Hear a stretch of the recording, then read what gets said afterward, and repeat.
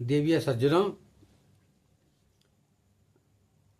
त्रेता युग की बात है जब श्री राम भगवान दंडकारण्य वन में विचरण कर रहे हैं और माँ सीता का हरण हो चुका है और रो रहे हैं।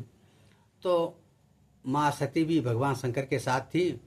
तो उनको संदेह हुआ कि ये भगवान नहीं हो सकते हैं।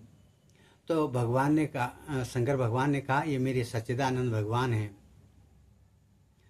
अगर तुम्हारे मन में संदेह है, जो तुम्हारे मन अति संदेह हो तो किन जाय परीक्षा ली हो। अगर तुम्हारे मन में कोई संदेह है, शक है, तो तुम जाओ। तो दिव्य सज्जनों, माँ सती गई, लेकिन उन्होंने माँ सीता का रूप धारण किया। तो सीता का रूप धारण करने के कारण भगवान शंकर ने सती का त्याग कर दिया, क्योंकि संदेह और शक की कोई दवाई नहीं होती। दिव्य सज्जनों, एक छोटी सी बात है कि ये नोटबंदियों के समय किसी की शादी हुई, तो वो जो युवती थी, पत्नी थी, वो बहुत शकी थी। कोई किसी के साथ तो उसका पति हंसता था, वो शक करती थी। नोटबंदी में ओवर टाइम ज़्यादा लगता था, 8 साढ़े 8 बजे, और थोड़ा तूफान का समय भी था। तो हुआ क्या कि धूल मिट्टी भी कोट पैंट पे लग जाती थी। तो संयोग ऐसा हुआ कि एक दिन काला बाल उसके कोट पे लग गया पति के। तो पत्नी ने कहा कि आपकी कोई गर्लफ्रेंड है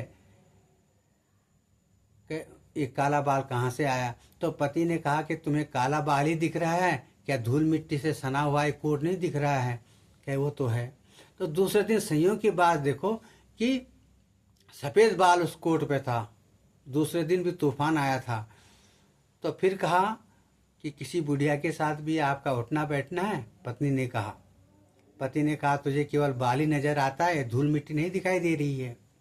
तीसरे दिन आसमान साफ था, कोई हवा नहीं थी, लेकिन टाइम वही था 8 साढ़े 8 बजे घर आने का। तो उस दिन कोई बाल नहीं था, न कोट पे मिट्टी थी।